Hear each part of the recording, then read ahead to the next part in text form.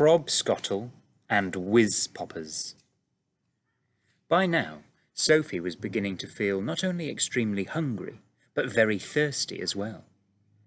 Had she been at home, she would have finished her breakfast long ago. "Are you sure there's nothing else to eat around here except those disgusting smelly snozzcumbers?" she asked.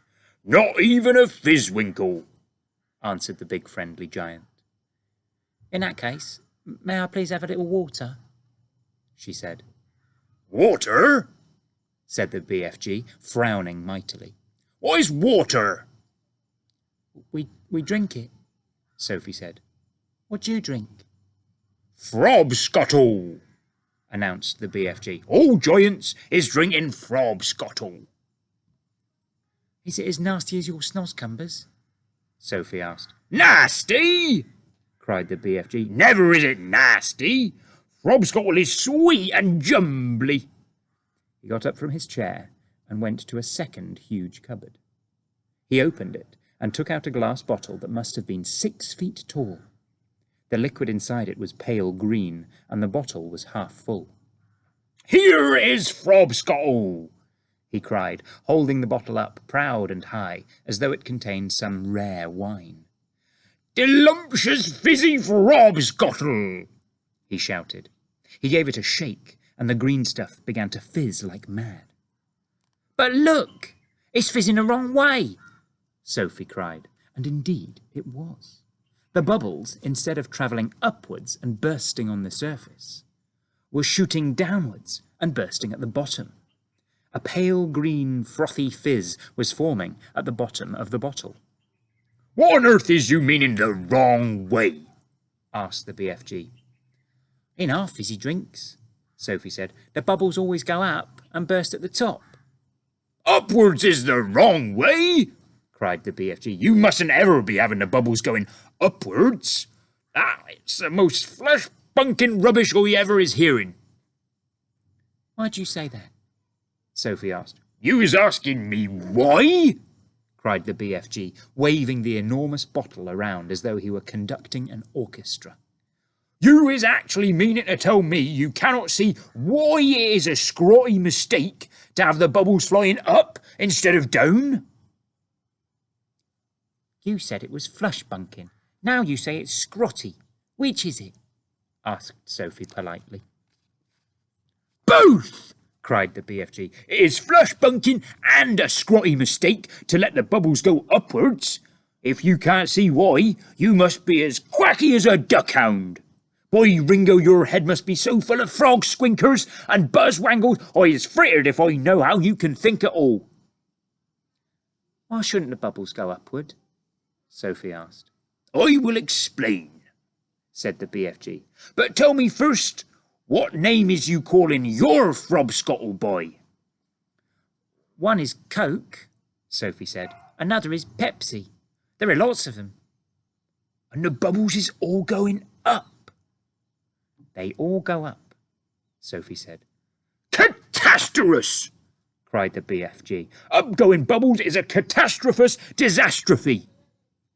"Will you please tell me why?" Sophie said.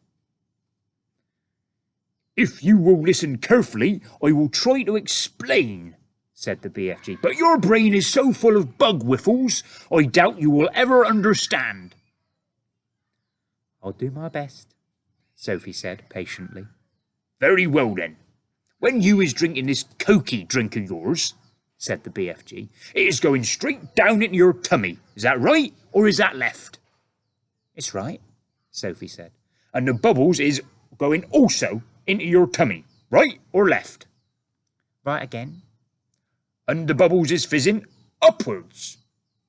"Of course," Sophie said. "Which means," said the BFG, "that they will all come swish-whiffling up your throat and out of your mouth and make a foulsome belchy burp." "That is often true," Sophie said. "But what's wrong with a little burp now and again? It's sort of fun." "Burping is filsome," the BFG said. "Us giants is never doing it." "But with your drink," Sophie said. "What was it you called it?" "Frobscottle," said the BFG. "With Frobscottle," Sophie said. The bubbles in your tummy will be going downwards, and that could have a far nastier result. Why nasty? Asked the BFG, frowning. Because, Sophie said, blushing a little, if they go down instead of up, they'll be coming out somewhere else with an even louder and ruder noise. Oh, Whizzpopper! Cried the BFG, beaming at her. Us giants is making whizpoppers all the time. Whizpopping is a sign of happiness. It is the music in our ears. You surely is not telling me that a little whizpopping is forbidden among human beings? It is considered extremely rude, Sophie said. But you is whizpopping, is you not, now and again? Asked the BFG.